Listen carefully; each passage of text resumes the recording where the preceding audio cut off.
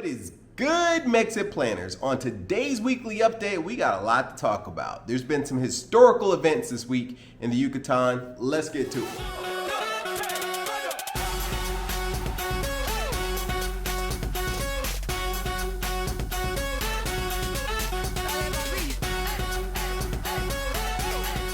All right, for my returning subscribers, thank you again for joining me. And for my new visitors, if you're new to the channel, know that this is the place to get your expat questions answered. So subscribe. So tomorrow, schools are back in session. August 30th, all schools are back. They're gonna do pretty much a hybrid model. So there's gonna be an option for doing it completely online or voluntarily returning in person. This is huge for the state of the Yucatan because school has not been in here since 2019, right? Since before the pandemic. That was one of the first things. The kids got out for spring break and that was it. They didn't come back. And so schools going back in person have been really controversial actually this week because the vaccines aren't available to anybody. So the government did a couple of things. Back in earlier this year, they rolled out vaccines to teachers, which was good. But right now, I think the age group that can get vaccines, if they're available, is like 19 and up or 18 and up. So there still isn't vaccines available like in the States for 12 and under or 12 and over here in the Yucatan. So it's a big controversial thing. And there have been several protests as early or as recent as this morning. There was a huge car caravan of teachers saying, hey, we're just not ready to go back. Again, it is voluntary. You don't have to go back in person. And there are definitely measures. That's one of the things I love about being here in the Yucatan is that they make sure that they have plans in place before they just say, yeah, school's back, like in Georgia or what have you. We're just going to go back and pretend COVID didn't happen. That is not how it's going down here in the Yucatan. So I'm going to run down some of those things that you have to do in order to have your child attend school, whether it's public or private. Here's how it's going to go down. So the first thing that the parents have to do is to sign a letter attesting to the fact that their child does not have symptoms for COVID. This happens every single week. So you have to fill out a form saying my child doesn't have a cold, they don't have a fever, they don't have a cough, I should say, they don't have a fever, all of those things, that they don't have any of the symptoms of COVID. Now that's important because you have to sign and attest to that. Also, each day, the kids will be checked, their temperatures are going to be checked, their hands are going to be sanitizer, and every single person in the school will have a mask on the entire time. That's important. So unless they're eating or drinking, they're going to have a mask on, and they have to bring like their lunches and what have you. That's not uncommon here. They don't do like, cafeteria lunches and that kind of thing. So parents bring their lunches, but they're going to have their own stuff. They're going to have their own table. They're going to have all kinds of precautions to make sure that these kids are together. They're still in classes, much smaller classes. In fact, the classes are being split up into like group A and group B. And so the class is going to be much smaller, but they're going to have, precautions in place to make sure that the kids kind of stay safely distanced, masked, and sanitized throughout the day. So that's important. And they're washing their hands throughout the day. The other thing is if there's a suspected case of COVID in a classroom, that child who is suspected of having COVID gets quarantined for 14 days. So they're no longer allowed to come back to class for 14 days. If it is confirmed that there is a confirmed case in that particular group or pod for that classroom, the entire class is suspended essentially for 14 days in person. So they'll go to online at that point. So this is very much a hybrid model. They're trying to get schools back, and this is how they're starting off. Or preschool, which includes preschooler or preescolar as well as kindergarten, those students are going to go for 3 hours a day. Keep in mind that preschoolers like my 5-year-old didn't actually get to go to school last year. So this is the first time that they're going to school. So it's like many of us, when we started at kindergarten at 5.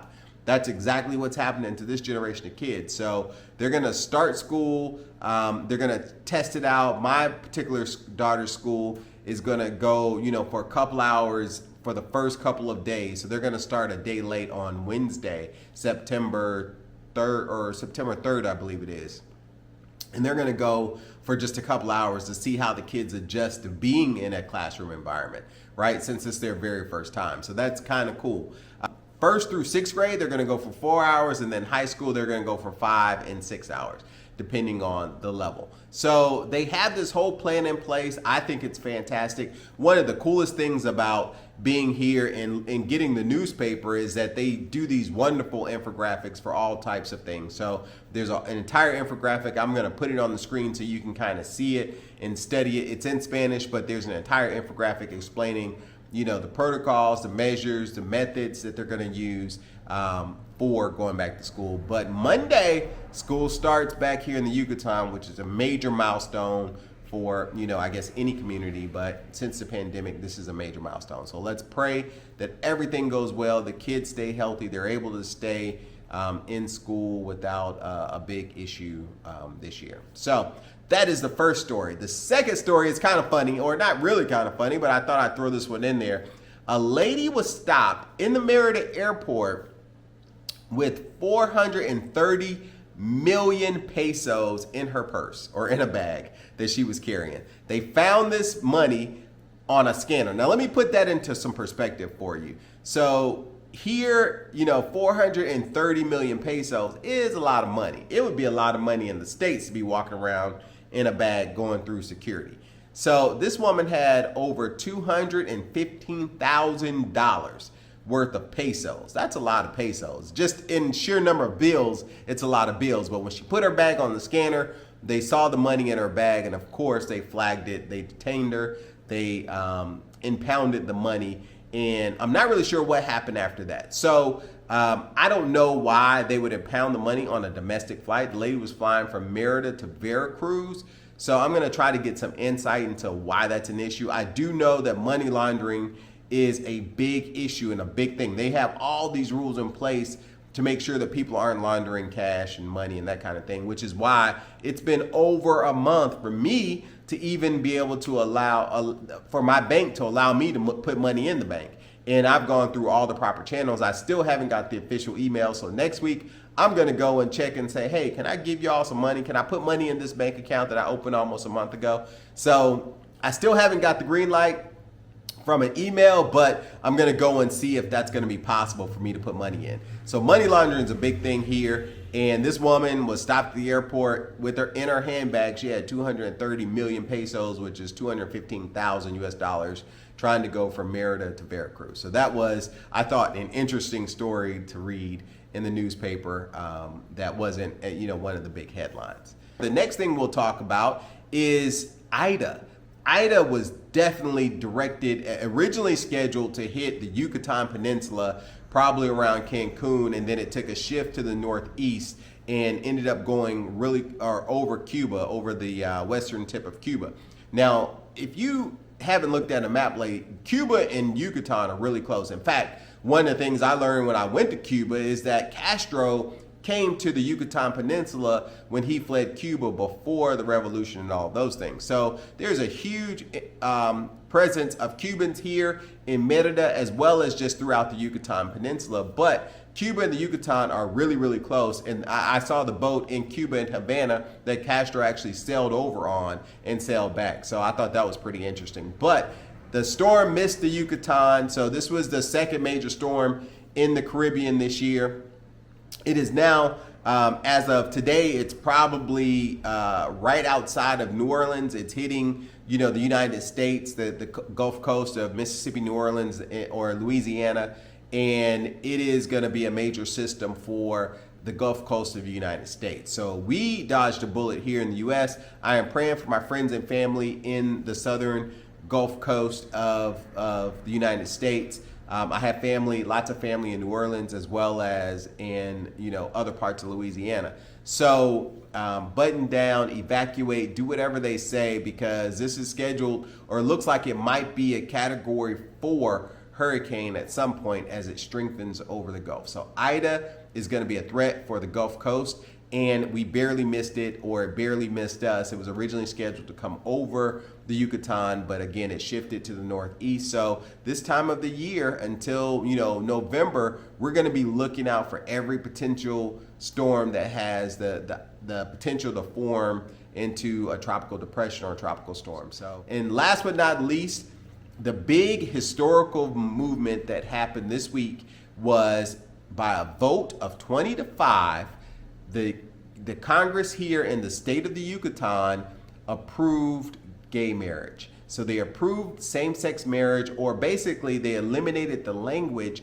in Article 94 of the state constitution that says marriage is between a man and a woman, or concubinage, which is basically civil law marriage, is between a man and a woman. So now anybody, they're free to marry, which is awesome. That is a big step for equal and civil rights. Congratulations.